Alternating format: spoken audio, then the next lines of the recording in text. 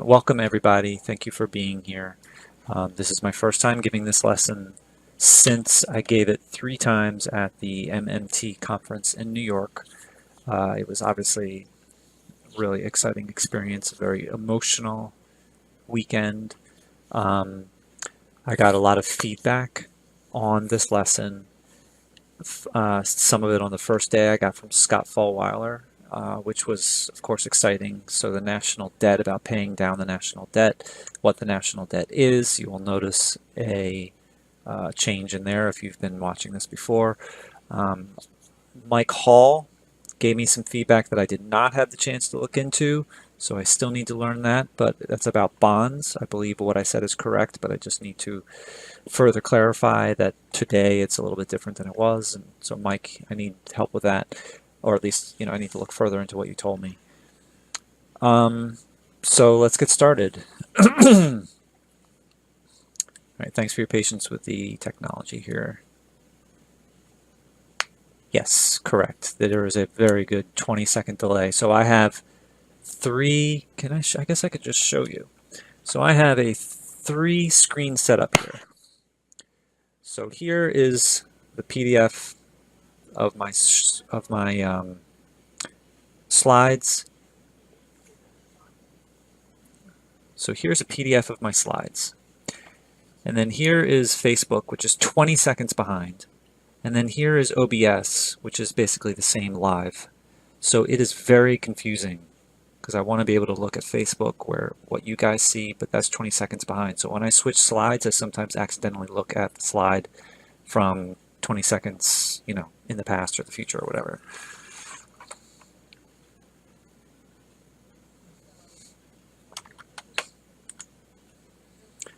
All right, so let's do this. So you've seen this neoliberalism on the screen. I'm not going to talk about it. I'm going to show this again at the end, and I'm hoping that you're going to see how that really sort of underlies everything about this. So my name is Jeff Epstein. I am with Real Progressives, and this is going to be a lesson on an introduction to modern monetary theory. You may know me I am on Twitter without my real name. On Twitter, I use my handle Citizens Media TV, which is my organization that I've had for a couple of years now. So first, I would like to thank Rowan Gray and the conference organizers that gave me the opportunity to speak at the conference, Modern Money Network, my own MMT teachers, Jeff Ginter and Ellis Winningham. I want to thank Real Progressives and Steve Grumbine for the platform and for the access to all these wonderful people. And especially to my supporters and especially to the members of Modern Monetary Theory for Real Progressives Facebook group. I got an incredible amount of feedback and support from people in that group, not to mention that I probably learned the most out of anywhere in that group. So before we get started, I need to make it clear that I am not an expert. I'm not an economist. I am a student like most of you. I never heard of MMT before February, so therefore I am not in a position to teach. My one and only job is to show you all of the misinformation that we have all been taught for our entire lives. And then once your eyes are opened to modern monetary theory, then I need to pass you off to the experts. And at that point, my job is done. And I actually did that for the first time with Graham Elwood. So in end of June, I taught Graham Elwood a very primitive version. The very first time I taught this lesson was with him. And just today, he released a video with Stephen Hale.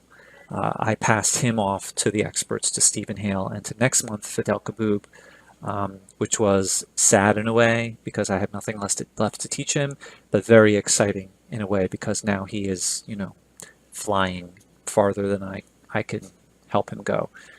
So the video is just released today. So for those people who want to learn modern monetary theory, they want to know what it is, but they don't have time to sit down about it, I don't bother teaching the specifics about it. I would rather instead take a moment to try and inspire them of why it is important to learn. So here's my elevator pitch. This was inspired by Ron Pacone. Modern monetary theory, or MMT, is the study of how our economy actually functions. MMT shows why the powerful always get what they want and why the people only get crumbs, nothing at all, or even less than that. MMT shows exactly how we can actually get the programs that we need to survive. It also shows that our government can easily give us these things tomorrow if they wanted to, and could have given these things to us decades ago if they wanted to. The powerful have always known MMT for war and for tax breaks. They just do it. But when it comes to healthcare, education, forgiving student debt, and a job guarantee, suddenly they forget about MMT. Suddenly it's, how are you going to pay for it? How are you going to pay for it? How are you going to pay for it? And the way that I like to sort of cutesy summarize this whole situation is the following. MMT for the rich, rugged neoliberalism for the poor. I'm going to take just a moment just to close a door where there's some noise. Dryer is running, it's a little loud.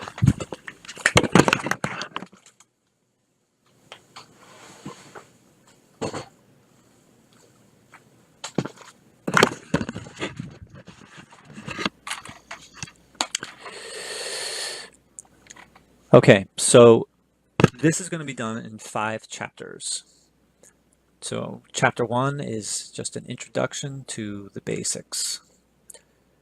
So where does the United States dollar come from? So for the majority of us, we get a paycheck from our companies.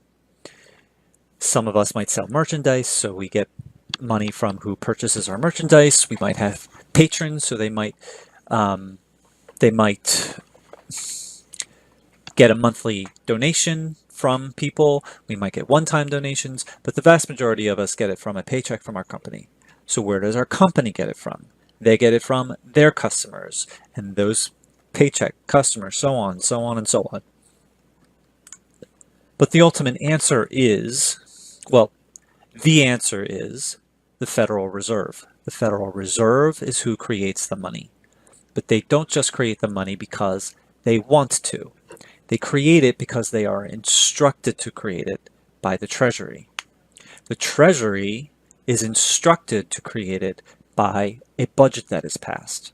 And a budget represents the numbers that are written into a law that was signed by the president.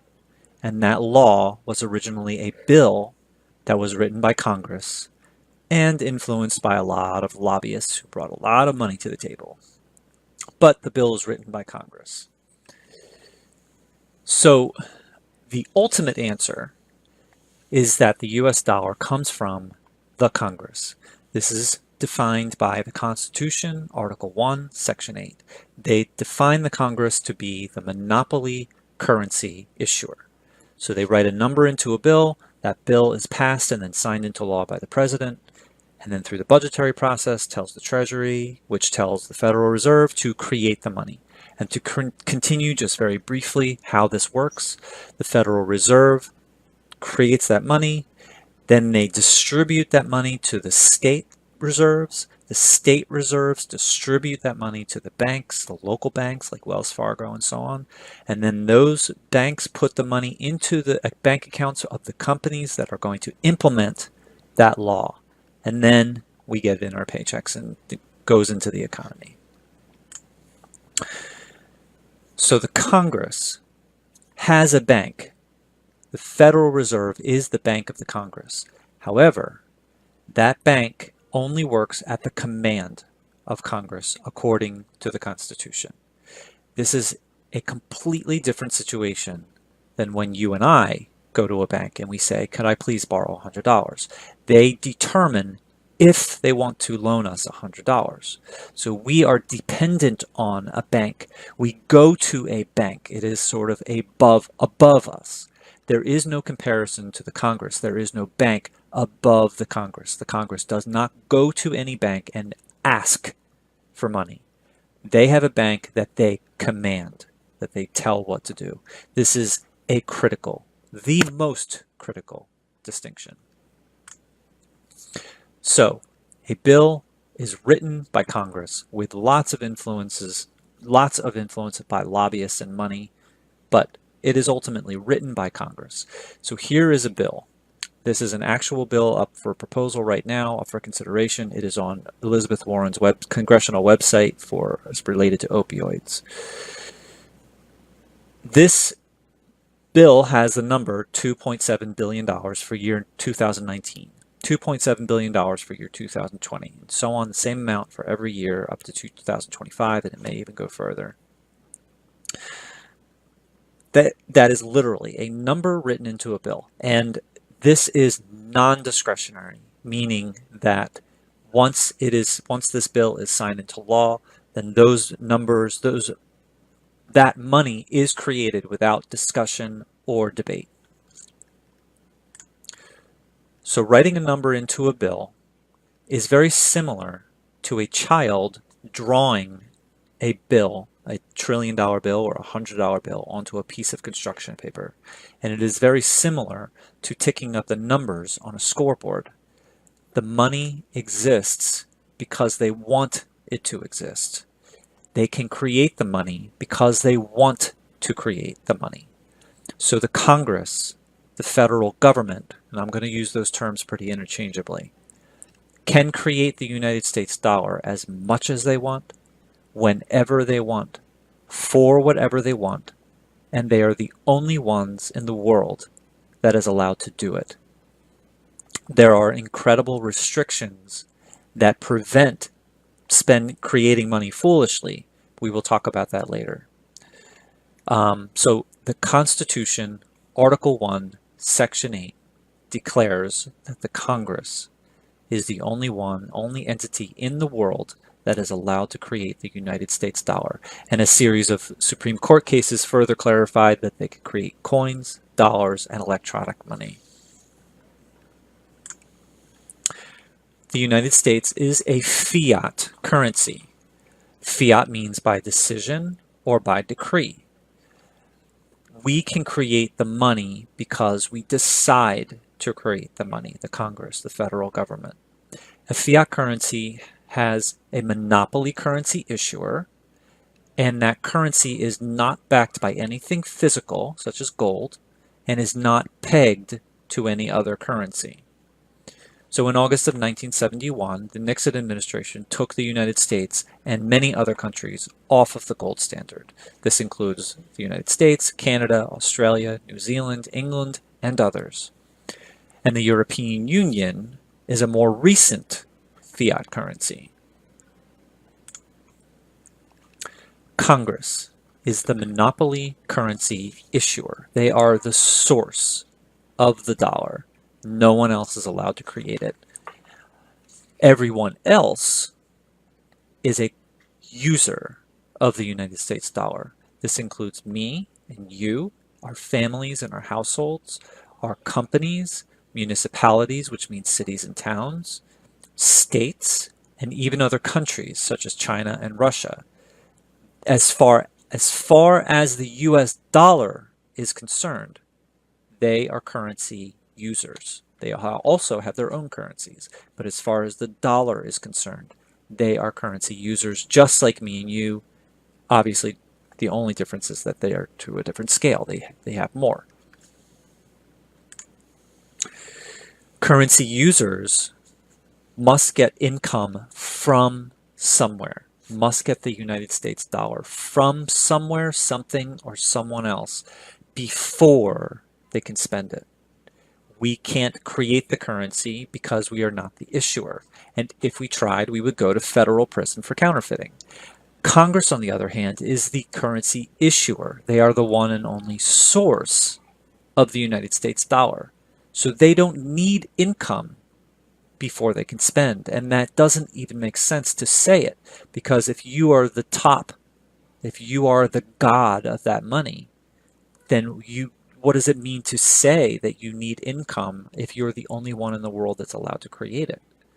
And you can create as much as you want, whenever you want, and so on. to the Congress only, to the currency issuer only, to say that to spend money is exactly the same as saying create money.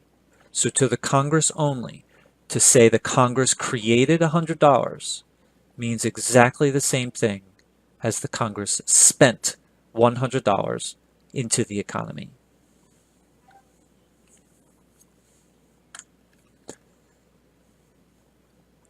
So the Congress does not require income from anyone.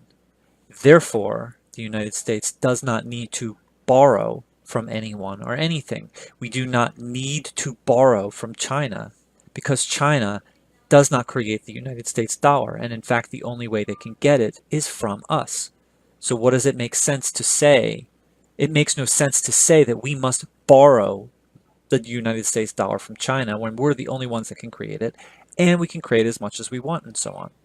It also does not make sense to say that, it also does not make sense to say that we must get money from taxpayers because taxpayers also cannot create the dollar. And as a reminder regarding borrowing, there is no bank above the Congress. They don't need to go to anyone because there is no one above them. So regarding taxpayers, even if the federal government could get money from taxpayers, there is no difference between the Congress creating $100 and spending it into the economy and the Congress creating $50 and spending it into the economy and also collecting so-called another $50 from taxpayers and then spending that as well. There is no difference. Congress creating $100 is just as easy. There's no benefit to doing so. Federal taxes do not fund federal spending. Federal spending funds federal taxes. So what do we mean by this?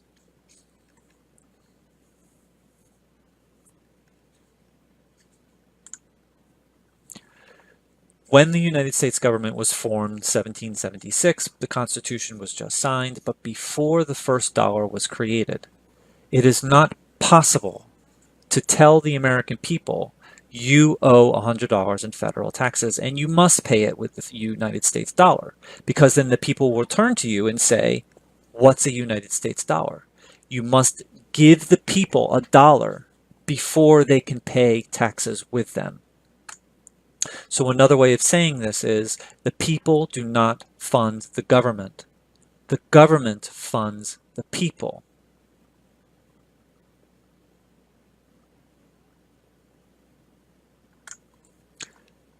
Chapter 2.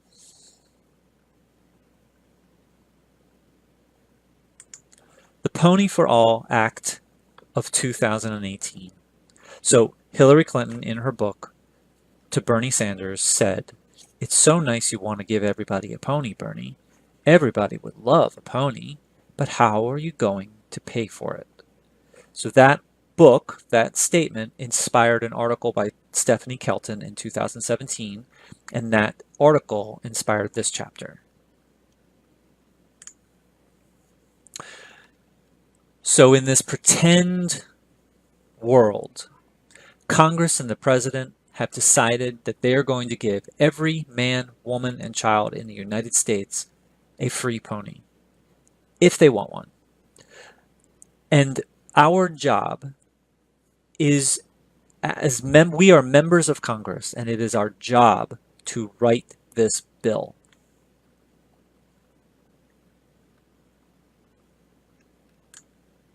So here's the current situation. We have 320 million Americans, and we have about 500,000 ponies in the United States. So demand far outstrips supply. So we must make this roughly equal, or we're going to have a very big problem. There are only two solutions to this. Number one is to increase supply, and number two is to decrease demand, or some combination of the two. We could decrease demand, but number one, it goes against the entire premise of this law, the Pony for All Act of 2018, so that doesn't really make sense. We also do not want to deport or kill hundreds of millions of Americans to make it equal 500,000, so we're not going to do that. So what we need to do is to increase supply. We must get 500,000 ponies to be about 320 million ponies. How do we do that? Well, we could import ponies from other countries. Probably is not going to make that much of a difference. We could create robotic ponies. Probably not going to make that much of a difference. No reason not to try it, but. So the obvious solution is to reproduce. So how do we get 500,000 ponies to reproduce to 320 million? And the obvious answer is mommy and daddy ponies must do their things over and over and over again. So how long is this going to take? 500,000 to 320 million. Well, we have to consider the gestation period of a horse. How long is a pony? The gestation period of a pony. So it's about 10 to 11 months. Sorry. After giving birth, how long does a mommy pony need to wait to do her thing again? So we'll say about 2 months. So given these biological realities, how long total do we need to get 500,000 to 320 million? So we're going to, roughly speaking, we're talking about 20 years.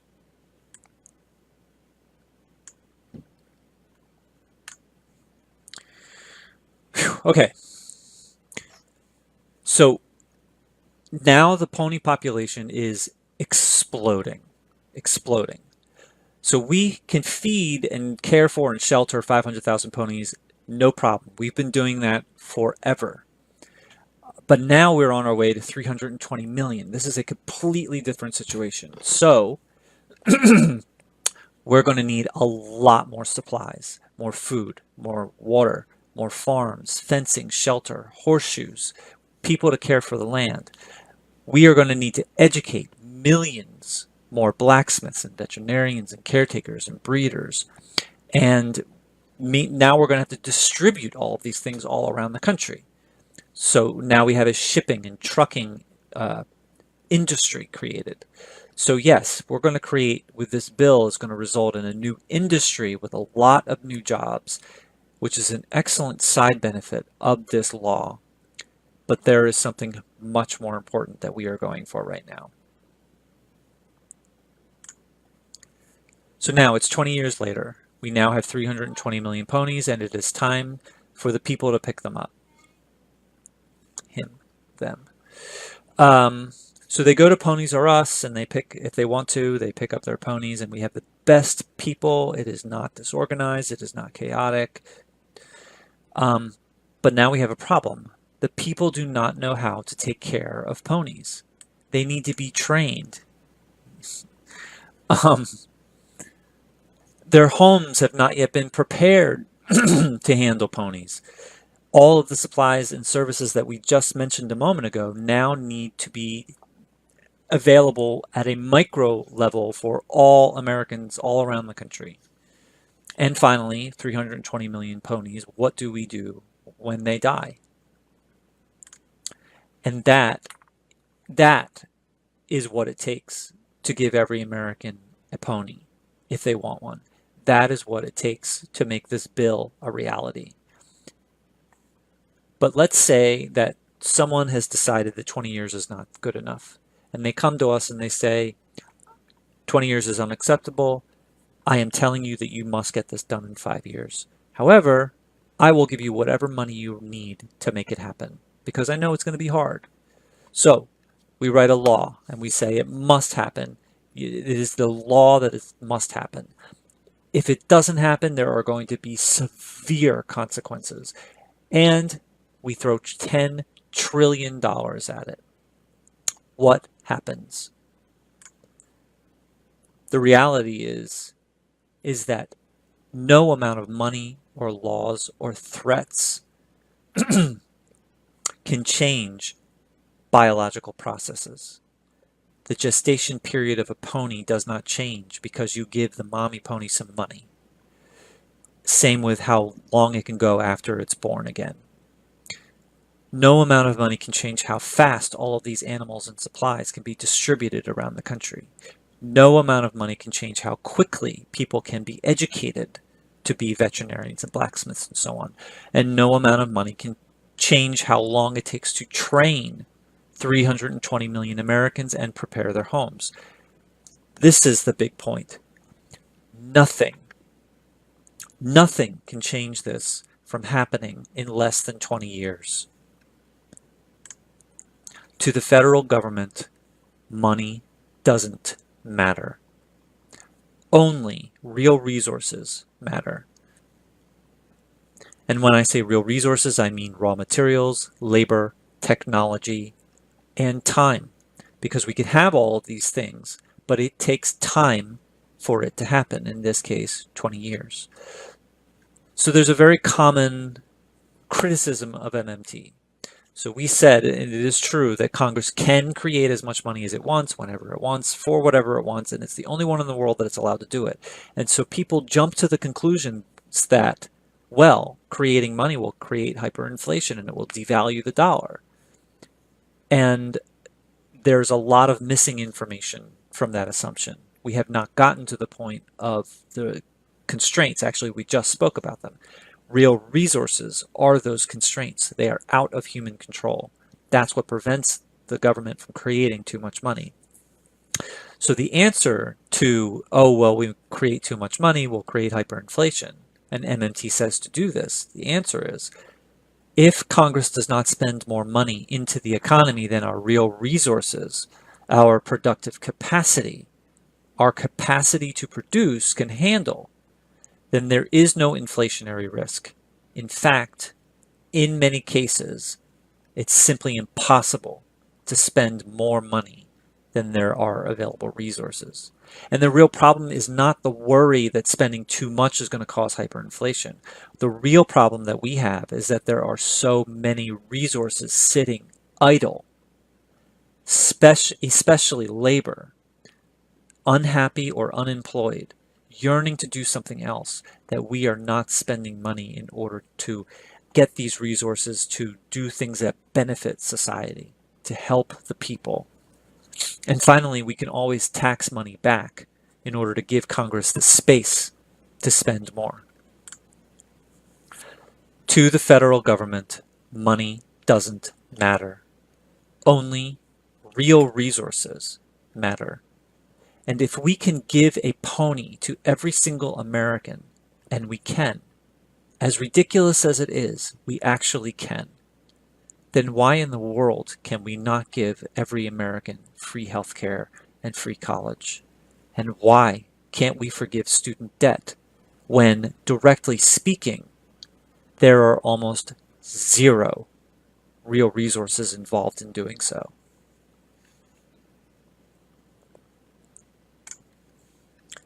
Chapter 3.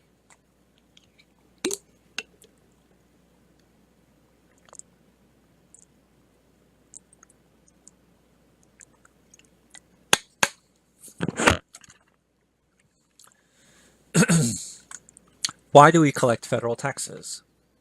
Because we now know that they are not used to pay for things, even though that's all that we are told.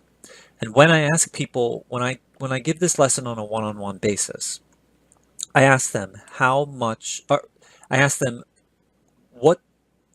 why do we collect federal taxes and what are they used for before we get started? And what they almost always tell me is that federal taxes basically pay for things. They give us Social Security and Medicare and Medicaid. They pay for the military. They pay too much for the military. They pay for the salaries of FBI employees and all other federal employees, judges and politicians and post office workers. They help fix our bridges and roads. They give us infrastructure. We now know that this is not true. So why do we actually collect federal taxes? There are three reasons that we're going to speak about. Number one is the purpose of taxes, and then two really important uses of taxes. So the purpose of taxes is to drive the currency and drive the economy.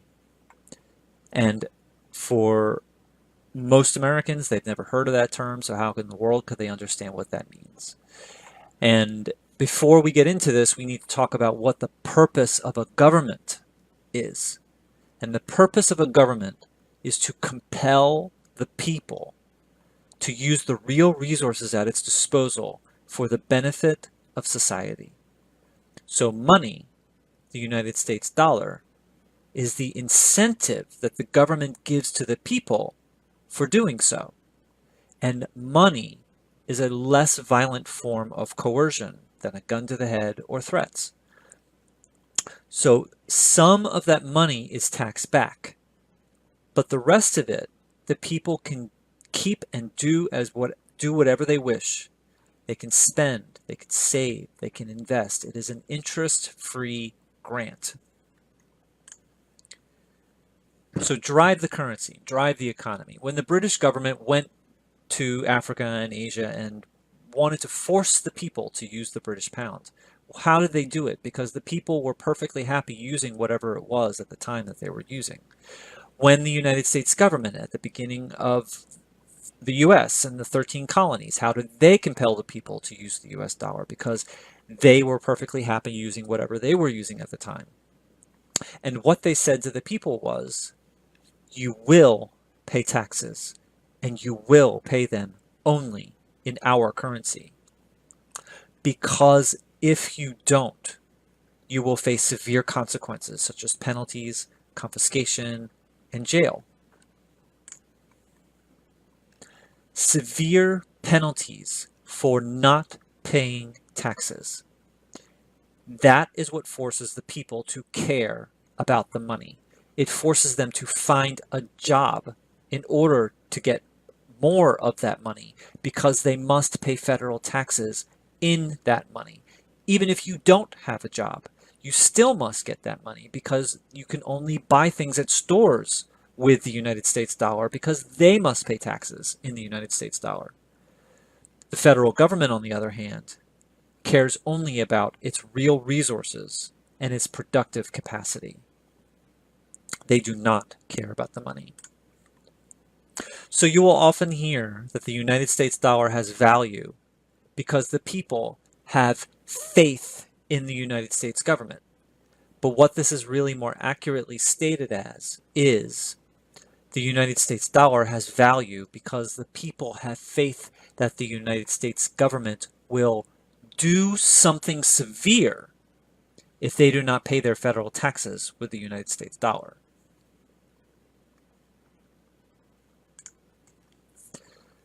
Okay, so that's the purpose. And now is a use. The first use is to control demand. So at the end of the Depression through World War II, the United States only went off the gold standard. In 1971, many countries did. But during World War II, car manufacturers stopped making new cars and took all of their resources and started making things for the war. They started taking their steel, rubber, plastic, paint, cloth, so on, and started making, instead of cars, tanks, boats, planes, and artillery. No new cars were produced during the war. However, roughly speaking, demand for new cars remained the same. So before we go on, we need to define the word inflation, because it is often misused. So inflation is not when the price of bread goes up.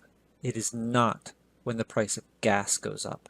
And it is not when the price of all products in an industry go up. Inflation is one thing and one thing only, and that is when the price of everything available for sale in the United States dollar goes up and continues to go up. It is a macroeconomic phenomenon. Inflation is a big deal. So back to World War II. We had no new cars being made during World War II. We had a lot of demand for those new cars. So we must make these roughly equal, or we're going to have a problem. What are those only possible solutions? To increase supply or decrease demand, or some combination of the two. In this situation, however, increasing supply is simply not an option. We have decided that fighting the war, using our resources to fight the war, is the only priority. Therefore, we must divert this demand or stop this demand away from new cars and to something else. So we have decided that we must decrease demand. We must divert that money away from new cars to something else. So how do we do that? We can do it by compelling the people with a stick or enticing the people with a carrot.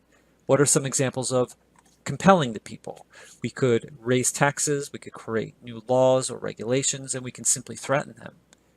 The United States did not do that. What we did was we enticed the people. What is more appealing than a new car? And during the war, the answer was patriotism. During World War II, to divert money from new cars, the United States government offered the American people war bonds. War bonds were marketed as support the troops, support the war effort, which strongly implied that it paid for the troops and paid for the war effort. However, we know now that it didn't, and it also couldn't. So here's an example of a bond.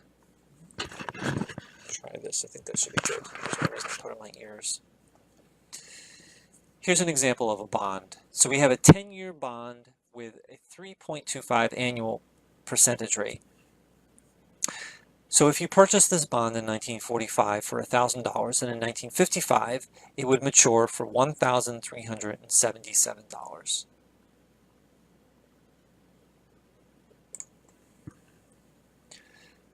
So war bonds removed money from the people. War bonds removed the people's money from the economy and reduced demand for new cars. This avoided a big problem. It diverted that money away from new cars into something else. And what we did was just simply set it aside. So taxes are very similar to war bonds because both remove money from the economy. Bonds are voluntary, taxes are compulsory. Bonds have a specific length of time that the money is removed, which is 10 years in this case. Taxes, on the other hand, are infinite years. Money is removed from the economy forever. They never return. And bonds, of course, have an interest bonus and taxes don't. But there is a crucial difference. And this is the slide where Mike Hall told me information which I need to find out more about. But I understand this is accurate. I just need to provide some better context. So given that, both bonds and taxes remove money from the economy. But when you pay $1,000 in taxes, you fill out your tax return. You say $1,000, my name, 2018. You send in your tax return to the federal government. They put that tax return into a filing cabinet or into a folder on a computer. And what they do is through your bank, they go into your bank account and they lower your bank balance by $1,000. They don't do anything on their side. They don't raise anything on their side by $1,000. That money doesn't move from your bank account to the federal government. It just disappears from your bank account. It's noted in that tax return. They know how much you paid and when you paid it, but they don't have that money. They just wrote it down on a piece of paper. So when Congress writes a number into a bill, and then that bill is signed into law by the president, and the budget is passed and so on, money is born. It's called money is born. And then the other side of it is when that money is taxed back, it dies. Now, to be clear, we are only talking about the federal level here. We are not talking about state or local. So taxes are the opposite of born. And if you think about it, we create money out of nothing, And if we didn't uncreate it, if we didn't destroy it on the other end, then we would clearly have infinite money and quickly lose control of our currency. It would truly cause hyperinflation. So for those who say taxes are theft, are basically guaranteeing that we lose control of the currency because we can no longer create it. We can no longer create it. So taxing, money dies when you tax it. The money disappears, which is very similar to a child erasing that bill off of a piece of construction paper, which is very similar to ticking down the score on a scoreboard to 0. The money disappears because we want it to disappear.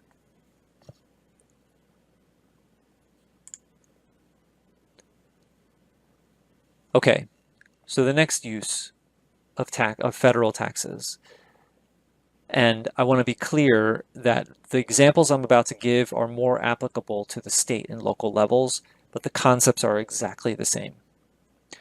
So the next use of federal taxes is to impose moral decisions. So we can increase taxes to discourage behavior by making it more expensive. We can decrease taxes to encourage behavior by making it less expensive. So some examples of increasing taxes to discourage behavior. We could discourage use of vices, alcohol, gambling, drugs, smoking.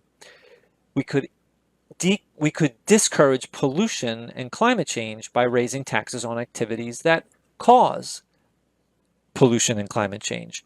And we could decide how much do we want to discourage it. Do we want to stop it? Do we want to stop it entirely and raise it a lot, raise taxes a lot? Do we want to just slow it down and raise taxes a little? Now, on the other side, we could decrease taxes to encourage behavior. So we could decrease taxes on gym memberships. We could decrease taxes on activities that prevent pollution and climate change, such as decrease taxes on solar panels and electric cars. One more example of increasing taxes to discourage behavior. We could increase taxes on the super wealthy to discourage immoral levels of income inequality. So for example, we as a society could decide that we're going to create 3 different thresholds of wealth, and we're going to decide what the proper numbers for each of those thresholds are going to be. So let's say that this is what we decided.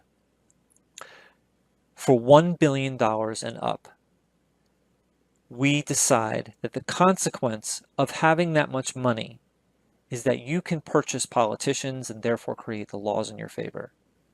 And we decide that that is obscene and unacceptable. And we are going to tax almost all of that money, but only the part that is $1 billion and above, not below. Threshold number 2, $500 million to $1 billion. And the consequence we decide of having this wealth is that it is very difficult to become even more wealthy unless you start extracting off of the well-being of others. And we decide that this is too rich. It's not obscene, but it's too rich. And we are going to tax a lot of it. Just that portion, however, 500 million and above, not below that. Finally, threshold number 1, the lowest one, is $0 to $500 million. The consequence of having this money is that it's not that bad. You should enjoy it. This is the American dream. We decide that this is reasonable. This is a reasonable amount of wealth, and that we might tax some of it, but not that much, a modest amount. Enjoy it, keep it.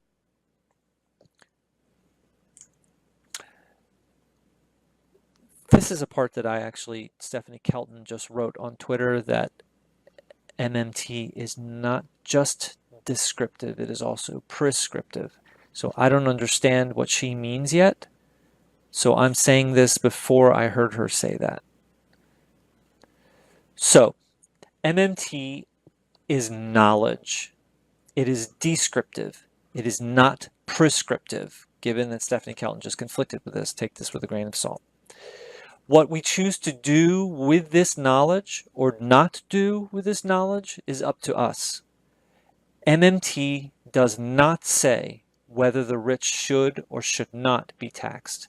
It also does not say how much they should or should not be taxed. I, as a progressive, however, take the knowledge of MMT and say, yes, we must tax the rich. Our corrupt politicians, however, take the knowledge of MMT and choose to give tax breaks to the rich. They use the knowledge of MMT to help the rich, not the people. You don't blame medicine, or even worse, choose not to learn medicine, because Nazis chose to take that knowledge and conduct terrible medical experiments. What you should do is learn medicine and cure people. You don't blame MMT or choose not to learn MMT because our corrupt politicians happen to choose to take that knowledge and help the rich. What you should do is learn MMT and help the people. And besides, you can't fight the cheaters if you don't know the rules. So I, as a progressive, say that yes, we must tax the rich. We must tax them to reduce their power, which therefore would increase our power. We must tax the wealthy because it's moral and just and equitable and right, not because we need their money. Despite the fact that this is all we ever hear, that we must tax the rich because we need their money. But not only shouldn't we tax the rich because we need their money, it is impossible to tax the rich for their money. Yet this is all we ever hear. I, as a progressive, not MMT, also say that we should reduce the military because we are the bullies of the world. The military is supposed to protect the people and no more. We must reduce the military because it is moral and just and right. We should not and cannot reduce the military in order to get their money.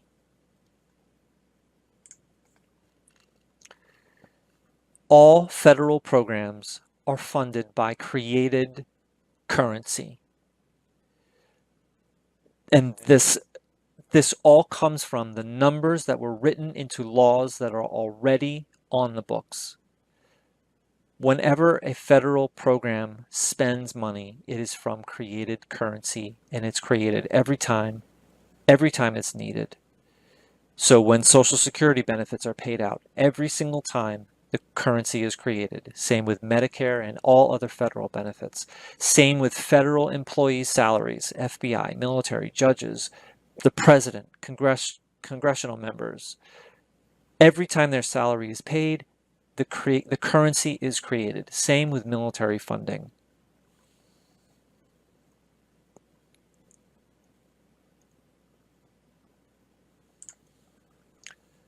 The next chapter.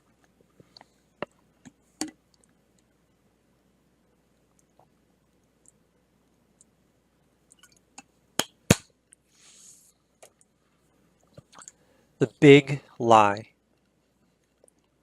The big lie is that money for the federal government, which is the currency issuer, is exactly like money for you and me, all currency users. The big lie is that the economy for the federal government is exactly like the economy for me and you. A budget for the federal government is exactly like a budget for you and me. And that's the big lie. Because to say that these things are different between issuer and users is an understatement. There is simply no comparison. Yet that's all we ever hear, that these things are exactly the same. And every other lie is based on the big lie. The national debt. So you and I go to a bank and we ask for $100. And if the bank decides that we're worth the risk, they give us $100. And immediately we are in debt to that bank for $100 plus interest. And the bank will do whatever it takes to get their money back. There is no equivalent situation for the federal government. A reminder of the purpose of a government. The purpose of a government is to compel the people to use the real resources at its disposal for the benefit of society. And money, the dollar, is the incentive given to the people for doing so.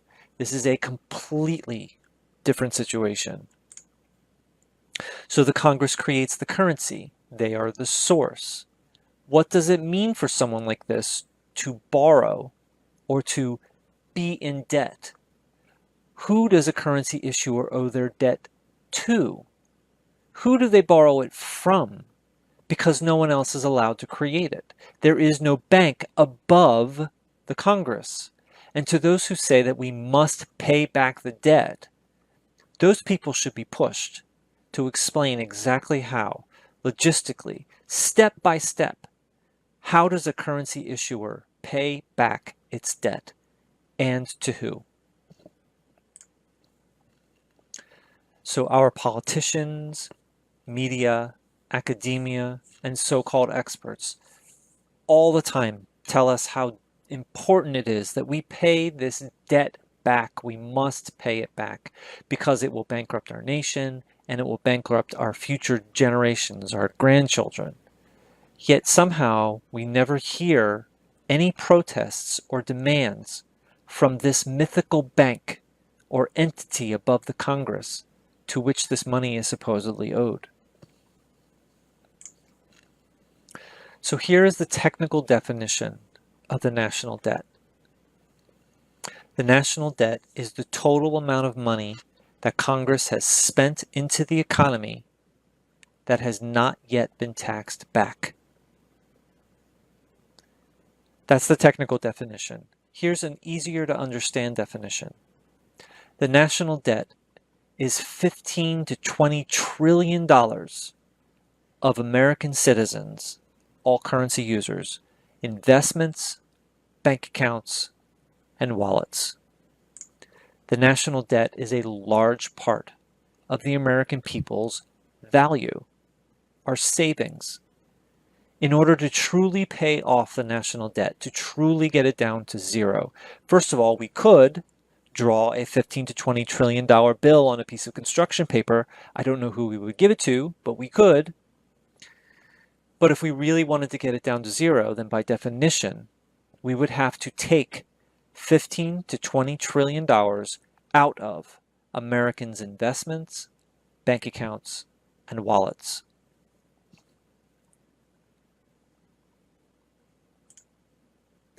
But the real national debt is not money. The real national debt is environmental devastation. That's what our grandchildren are going to have to pay for. Not money. This world that we live in, is it going to be habitable? And if it's not, what does money even matter?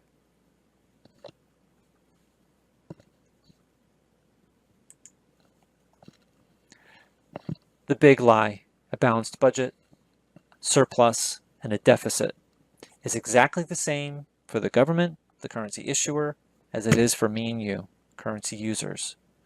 Let's see. So me and you, budget, surplus, deficit. At the beginning of the week, I budget $100 for gas, food, children, everything I need. At the end of the week with a balanced budget, I spent exactly $100. I was exactly on budget. I was fiscally responsible and probably a little bit lucky. A surplus. I budgeted $100 at the beginning of the week. At the end of the week, I only had to spend $85. I had $15 left over. I have a bonus. I can treat myself, treat my family. I was even more fiscally responsible. probably a little more lucky. A deficit. At the beginning of the week, I budget $100. At the end of the week, unfortunately, I went over and I had to spend $120. I was over budget. I was fiscally irresponsible and probably a little unlucky. When you and I have a deficit, we are forced to dip into our savings, use credit cards, take out a loan, call in favors, depend on charity, beg, steal. And now let's go to opposite world for the federal government. Remember the purpose of the federal government.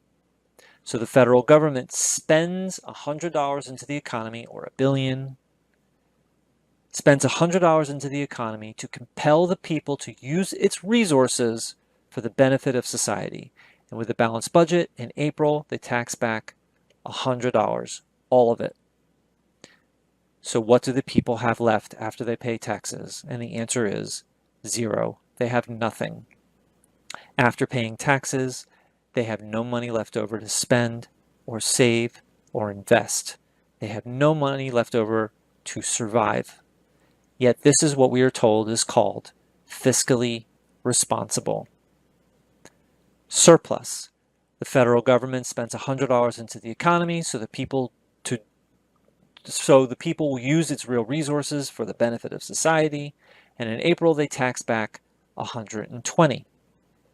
What do people have left in their pockets after they pay taxes? And the answer is less than zero. They cannot even afford to pay taxes with the money that the government gave them, let alone invest and save and spend.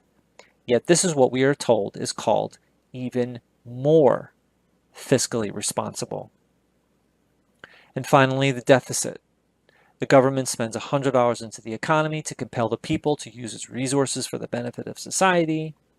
And in April, they tax back $30. So what do the people have left after they pay their taxes? And the answer is $70. They have $70 left that they can invest and save and spend and survive. Yet this is what we are told is called fiscally irresponsible. The federal deficit is the people's income.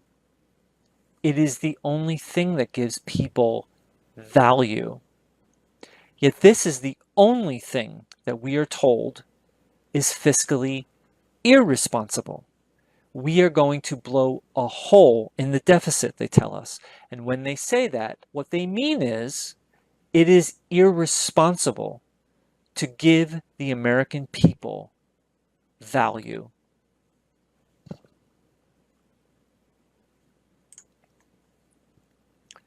The federal deficit is not just important, it is critical to the functioning of society. Without a deficit, the people have no incentive to do what benefits society. The government might as well put a gun to the people's heads. Why spend $100 in the economy, into the economy to begin with, if you're just going to tax it all back? Without a federal deficit, Americans are forced to dip into their savings, use credit cards, take out loans, depend on charity, beg, or steal, just to survive.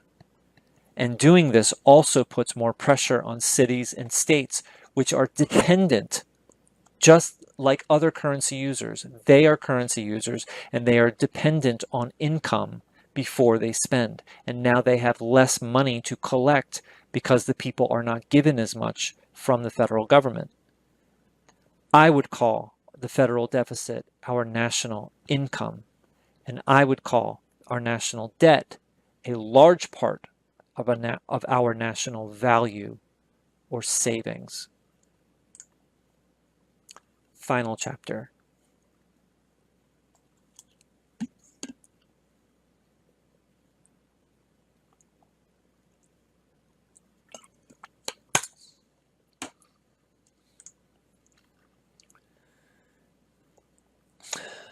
Racism. Racism is a tool to tear the people apart. That's all it is. Xenophobia is a tool to tear the people apart. Don't be angry at the boss that chose to hire the immigrant instead of an American, screwing everybody. Be angry at the powerless immigrant who stole that job. Classism is a tool to tear the people apart. You have less money than me, you are not as good as me. Same with homophobia and sexism.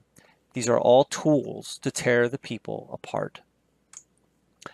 Economic ignorance is a tool to tear the people apart. For our entire lives, we have been taught the perfect storm of misinformation so that everybody fights with everybody. There is nothing wrong with disagreeing on policy. That's a good thing. There is a big problem, however, with disagreeing on the reality of how our economy actually functions. Examples of how we fight. Progressives and Democrats, most of us, say, please raise my taxes. Don't raise them for war, but please raise my taxes because I want everybody to have health care and I want everybody to have education because I'm a nice person. It's not just for me.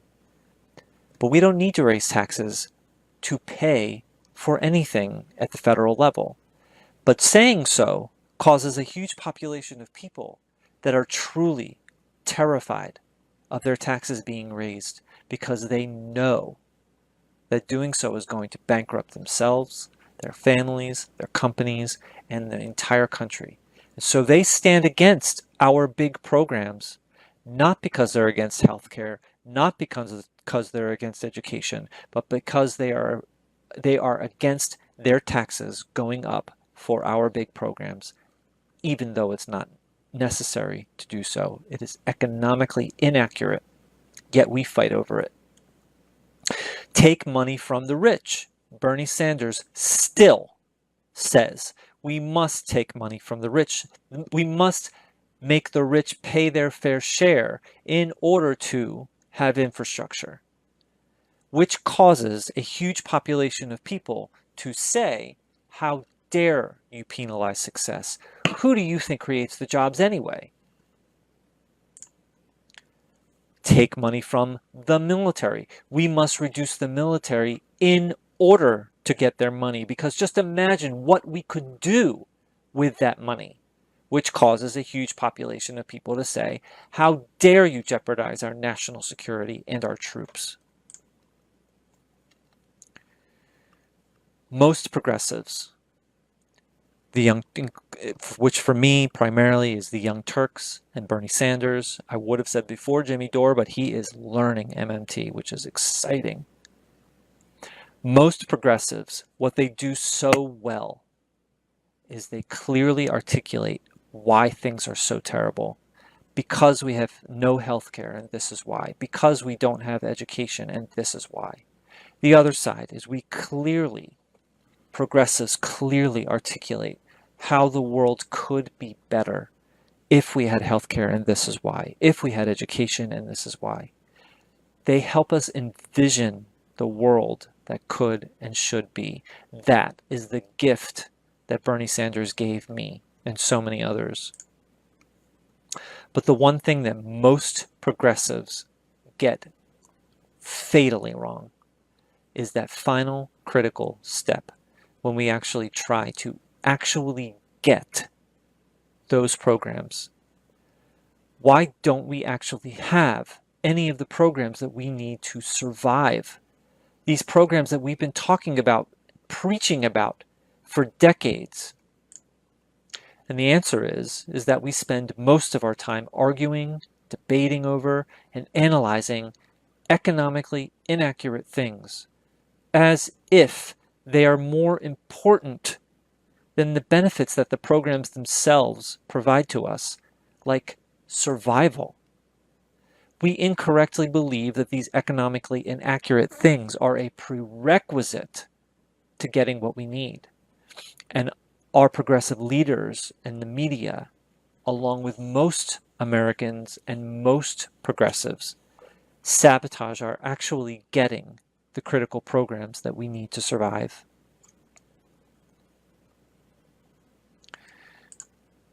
So when we march onto Congress and we demand single-payer health care, we demand it tomorrow. Our Congress member turns to us and says, "Oh, I wish I could give it to you. There is nothing in this world that I want more than to give it to you. I know how much you want it and need it and how much it will alleviate your suffering, but I can't. I can't give it to you because of the debt and the deficit and fiscally responsible. How are you going to pay for it?" And almost all of us fall for this trap, this pay for trap. And it is a trick and a trap. Our federal politicians ask us, how are you going to pay for it? And most of us consistently go back to the drawing board and actually spend most of our time trying to figure it out, trying to come up with better numbers. And every answer we come up with only makes people fight with each other more. When the truth is they just don't want to give it to us because they're paid not to give it to us. They hide behind these economically inaccurate things to pretend that it's somehow out of their control.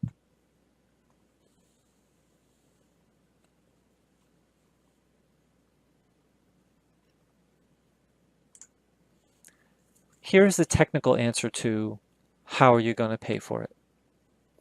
The technical answer is we are a fiat currency. If we have the real resources to do it, then if you wanted to do it, you can create the money. So that's the technical answer. But the real answer, how are you going to pay for it? This is what I think we should say. We will pay for it by getting you out of office and replacing you with someone who will never ask that question again, because they will do whatever it takes to get the job done. And until that day, 100% of our energy and time will be spent making your lives a living hell until you either give it to us or you get out of office. So why don't we have single-payer healthcare? Because it has nothing to do with healthcare. Here are the reasons.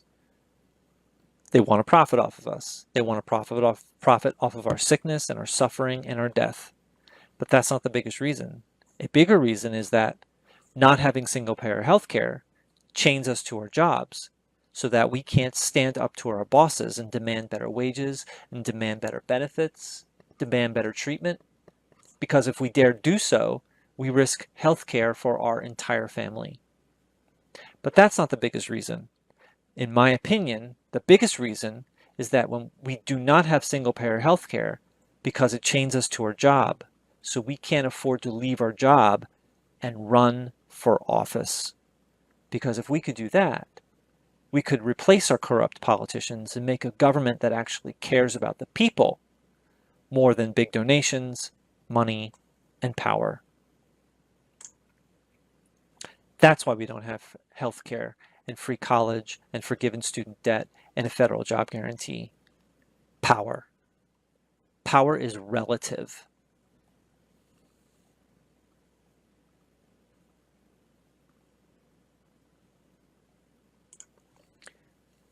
Power is relative. The only way that the powerful can stay powerful is to actively keep the powerless powerless.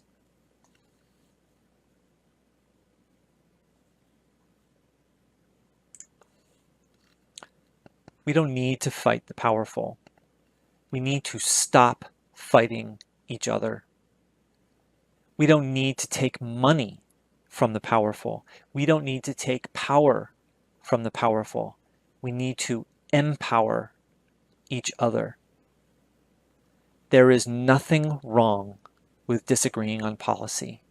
That is a good thing. There is a big problem, however, disagreeing on the reality of how our economy actually functions. Thank you. That's all. So let's take a look at your questions. And a reminder that this is the neoliberalism slide that you should look at, because this is behind everything. but I'm going to look at your comments.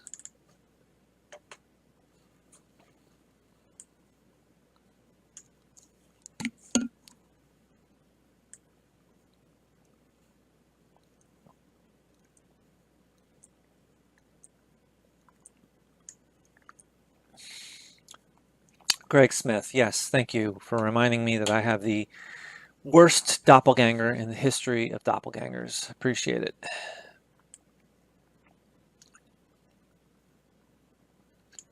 Carol, that's a great interview with Stephen Hale and Graham Elwood.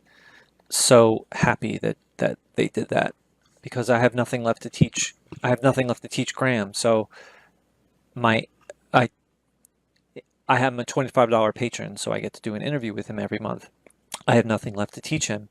So Stephen Hale and next month Fidel Kaboub have both agreed to speak with him and teach him what I am unable to. He's beyond what, he is, flying beyond what I am capable. I taught him, started him off on his path. I've now passed him off to the experts.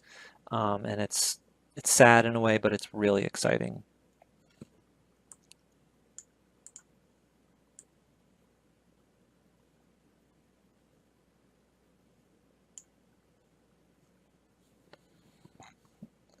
Thank you, Lance. Hope you are sleeping well.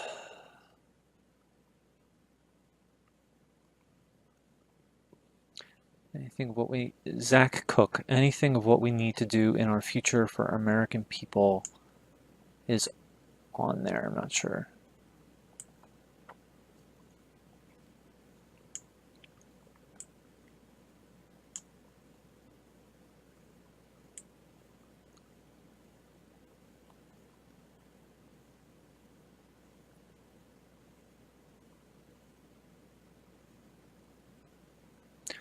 Zohar. The USA has no debt problem or deficit problem. It's accountancy terms that are used as propaganda to sell a narrative that we do not have the money. And that's not true. It's not how it works. And all federal programs are funded by created currency, and therefore they're not funded by any taxpayers or any foreign lands.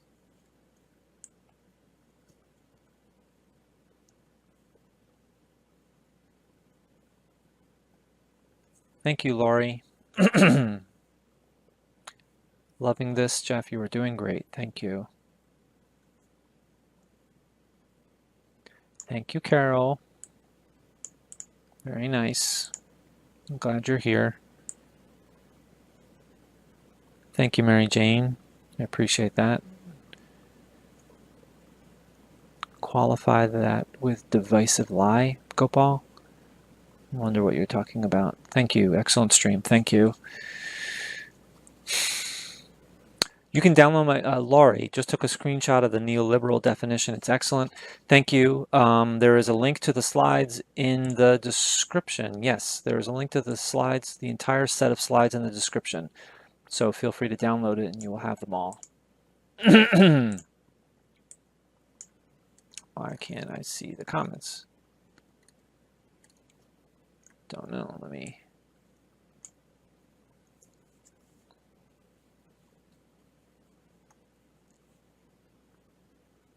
Here we go.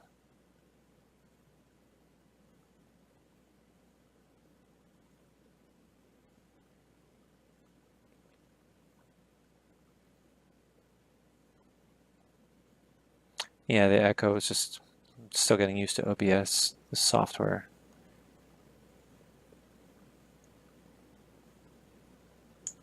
Yeah, slides are all there.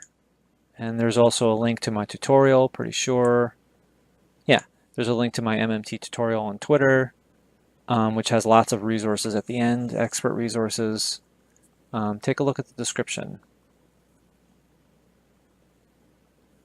Okay. All right, thank you so much for being with me. I'm going to edit out my 9-year-old walking into the screen and my being a tiny bit mean to him. So, all right. Thank you, everybody. I will see you next time. Good night.